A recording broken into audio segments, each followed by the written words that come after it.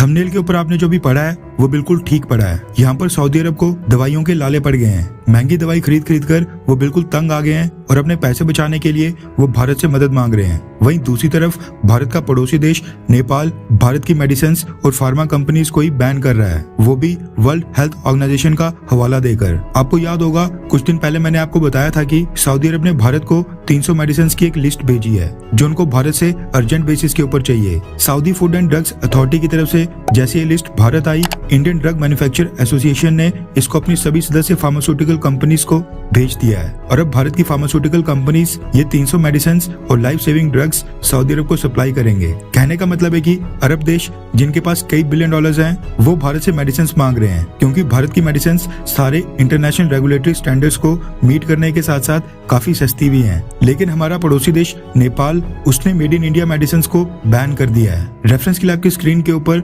ABP live के article का screenshot है, जिसके मुताबिक नेपाल ने कुल 16 इंडियन फार्मा कंपनीज को बैन कर दिया है, जिसके बाद अब इन 16 फार्मा कंपनीज की कोई भी मेडिसिन नेपाल के अंदर ना ही इंपोर्ट होंगी और ना ही नेपाल की मार्केट में बिकेंगी। खबर निकल कर आ रही है कि ये जो 16 भारतीय फार्मा कंपनीज नेपाल की सरकार द्वारा बैन की गई हैं, इनमें बाबा रामदेव की दिव्य फार्मेसी नाम की कंपनी भी है, जो क्लेम करती है कि वो मॉडर्न साइंटिफिक टेक्निक्स का यूज करके एंशिएंट आयुर्वेदिक फार्मूला की मेडिसिन बनाते हैं। ये जो 16 भारतीय फार्मा कंपनीज हैं, इनमें आयुर्वेदिक मेडिसिन बनाने वाली कंपनीज भी हैं और एलोपैथिक मेडिसिन बनाने वाली कंपनीज भी हैं। नेपाल सरकार के डिपार्टमेंट ऑफ ड्रग एडमिनिस्ट्रेशन ने इन 16 भारतीय कंपनीज को बैन करते हुए ये आरोप लगाया कि ये सारी भारतीय फार्मा कंपनीज WHO द्वारा स्पेसिफाइड गुड मैन्युफैक्चरिंग प्रैक्टिसेस को फॉलो नहीं करती हैं। यानी जब इन मेडिसिन को भारत में मैन्युफैक्चर किया जाता है उस वक्त WHO द्वारा निर्धारित स्टैंडर्ड्स को पूरा नहीं किया जाता है। नेपाल सरकार के डिपार्टमेंट ऑफ ड्रग एडमिनिस्ट्रेशन के स्पोक्स पर्सन संतोष केसी ने कहा है कि इन भारतीय फार्मा कंपनीज ने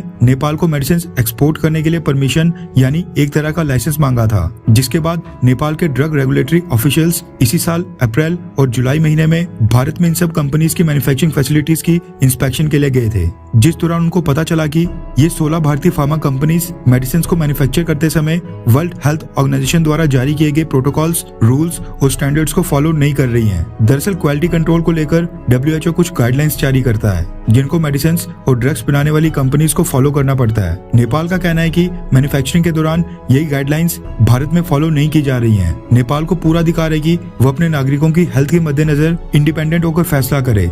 लेकिन हैरानी तो इस बात की है कि इस लिस्ट में शामिल 16 कंपनीज में से कई सारी भारतीय कंपनीज न सिर्फ भारत में लाखों करोड़ों मेडिसिन बेच रही हैं, बल्कि अफ्रीका, मिडिल ईस्ट, एशिया और इवन यूरोप और लैटिन अमेरिका के देशों को भी मेडिसिन सप्लाई कर रही हैं। उनका ट्रैक रिकॉर्ड काफी अच्छा है, लेकिन नेपाल को इनसे दिक्कत है। वैसे देखा जाए तो नेपाल के इस कदम से भारत की फार्मास्यूटिकल कंपनीज की इमेज को वर्ल्ड वाइड काफी धक्का लगने वाला है। पहले गाम्बिया में हमारी इमेज खराब हुई और अब नेपाल ने ये एक्शन ले लिया है, और अगर सेम हाल रहा तो भारत की फार्मास्यूटिकल कंपनीज की इमेज पूरी दुनिया में ऐसी खराब होगी कि दोबारा कोई देश भारत से मेडिसिन ही परचेज नहीं करेगा। ये स्टीरियोटाइप बन जाएगा। इसलिए भारतीय सरकार को भी इन 16 कंपनीज की मैन्युफैक्चरिंग फैसिलिटीज में इंस्पेक्शन करनी चाहिए और इस चीज की पुष्टि करनी चाहिए कि क्या WHO द्वारा निर्धारित गाइडलाइंस को फॉलो किया जा रहा है या फिर नहीं। और अगर फॉलो किया जा रहा है तो नेपाल को एक करारा जवाब दिया जाए, और अगर गाइडलाइंस फॉलो नहीं हो रही हैं तो इन 16 कंपनीज के लाइसेंस रद्द कर दिए जाएं। खैर, आपको क्या लगता है कि क्या भारत सरकार को भी इन 16 कंपनीज की इंस्पेक्शन करनी चाहिए,